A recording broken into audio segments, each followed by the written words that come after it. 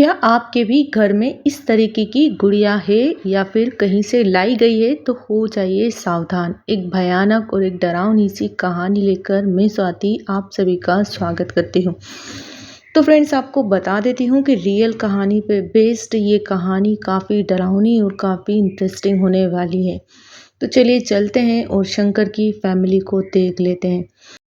तो फैमिली में थे सदस्य कुल 8 सदस्य, जो शंकर और उसकी पत्नी, 3 बच्चे थे और उनकी माता-पिता, साथ ही एक ननंद।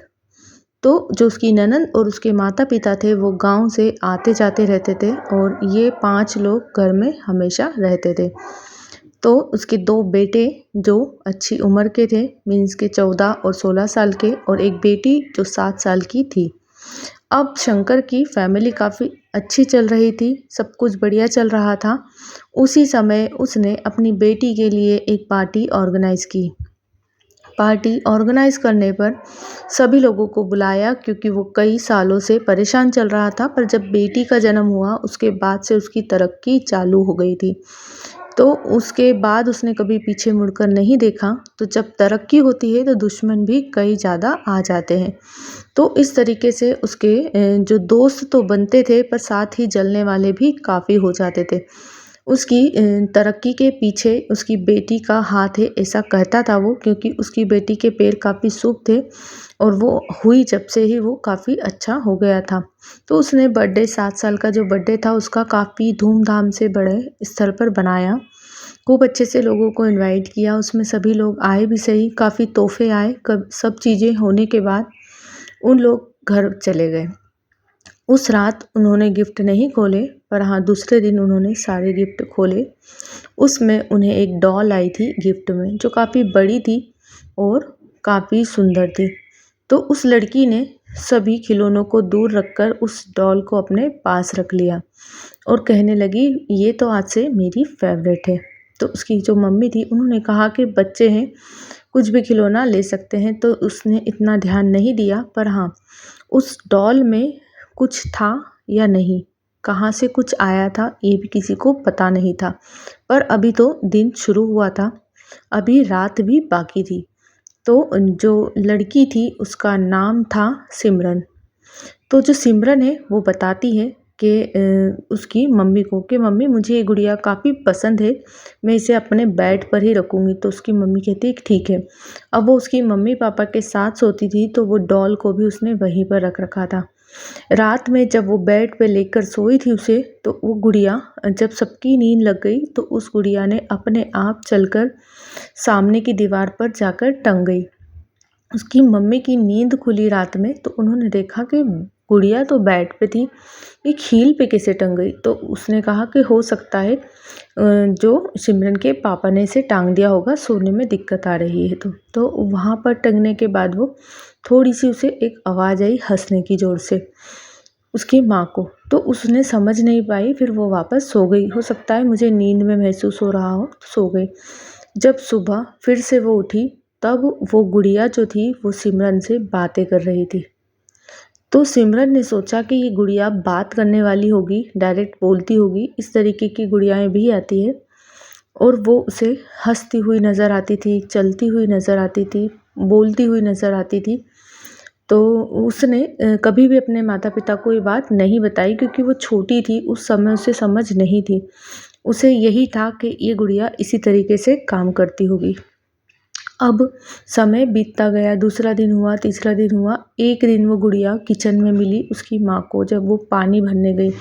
वो स्टैंड पे अपने आप घूम रही थी इस तरीके से, पर एक जगह जब उसकी माँ ने उसे देखा, जब वो एक जगह बैठी हुई थी, उसकी माँ ने उसे देखा तो कहा, यहाँ पर सिमरन अपनी गुड़िया नहीं छोड़ सकती, क्योंकि वो तो बेड पर लेकर सोई थी उसे साथ में ही, फिर ये यहाँ कैसे आई।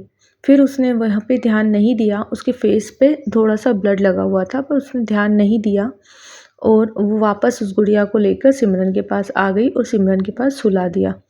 अब चौथा पाँचवा दिन हुआ, जब उसके पिताजी ने एक हवन रखा था घर में।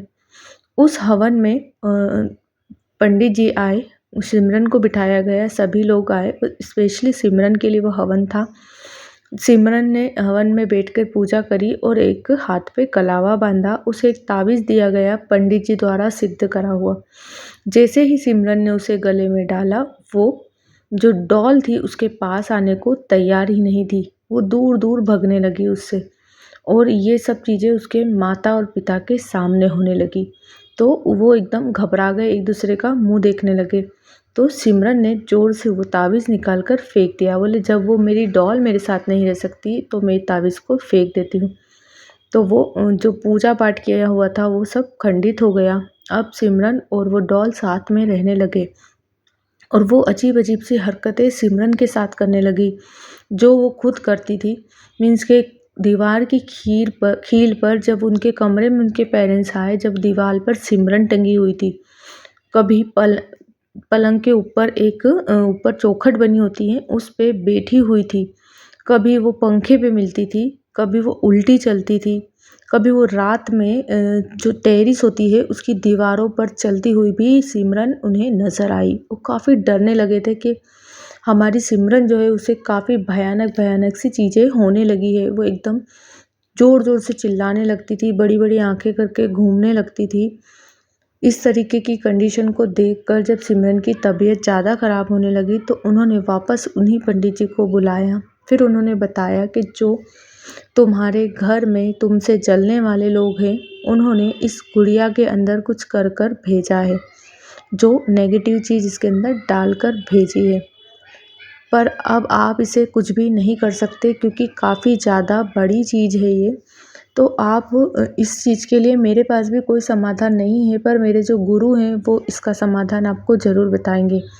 तो उन्होंने कंटिन्यूसली 3 दिन उनके घर से निकलने की कोशिश की, पर वो गुड़िया उन्हें नहीं जाने देती थी। कुछ भी अड़ंगा डालती थी और वो घर से बाहर नहीं निकल पाते थे। फिर उस समय सिमरन की इतनी ज़्यादा तबीयत ख़राब हो गई कि उसे एडमिट कराना पड़ा। उसमें उसके माता और पिता दोनों इतने बिज़ी हो गए कि उन्होंने 15 दिन तक उस चीज़ को बिल्कुल भी ध्यान नहीं दिया। पर हाँ, उस बीच में उनका काफ़ी ज़्यादा नुकसान होने लगा था। अब सिमरन के जो पापा थे वो समझने लगे थे कि सब चीज़ सही नहीं है, इसके लिए अब तो मुझे कुछ करना होगा। वो जो गुड़िया थी वो अस्पताल भी अपने आप आती थी और अस्पताल से घर भी अपने आप जाती थी। उसे कभी अस्पताल में देखती थी उसकी जो माता थी, कभी वो घर पर। वो काफ़ी डरने लगी थी और वो कर भी कुछ नहीं पाते थे। तो उन्होंने एक दिन पन्नी में बांध कर उस गुड़िया को काफ़ी दूर जाके फेंक दिया था।